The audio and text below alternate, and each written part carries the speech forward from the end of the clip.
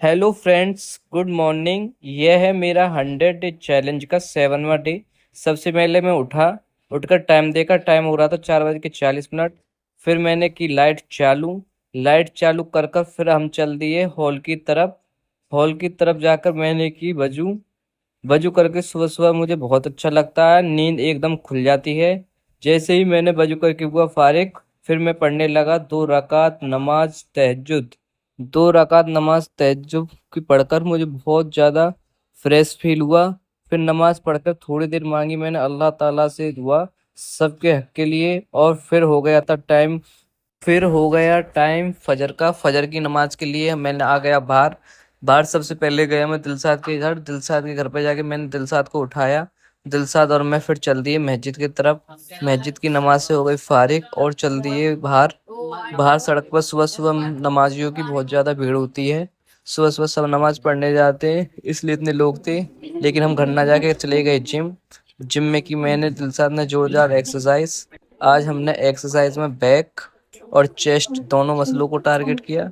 Back और chest की मसलों को टारगेट करके पूरा शरीर कर रहा था बहुत ज़्यादा दर्द, इसलिए जल्दी से ने एक्सरसाइज अपनी ख़त्म की। फिर मैं और दिलसाद निकल आए घर की तरफ।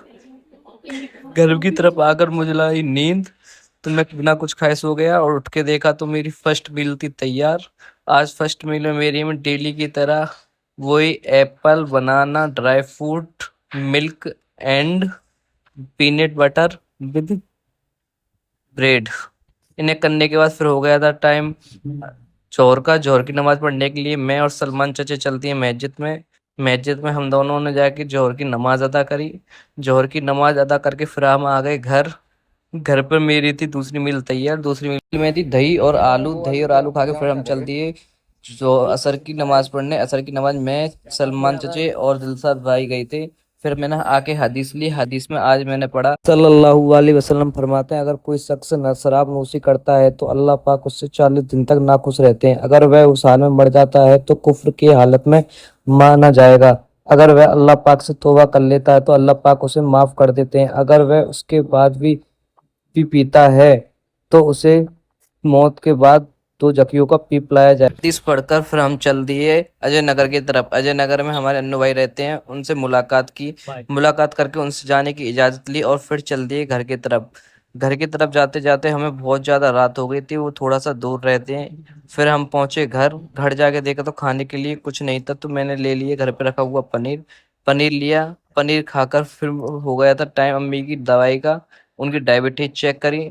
डायबिटीज बोल रही थी उनकी 440 डायबिटीज। फिर उन्हें लगाया इंसुलिन। इंसुलिन लगा कर हम हो गए थे फ्री और हमारा हो गया था सोने का। तो गुड नाइट, फिर मिलते हैं नेक्स्ट ब्लॉग।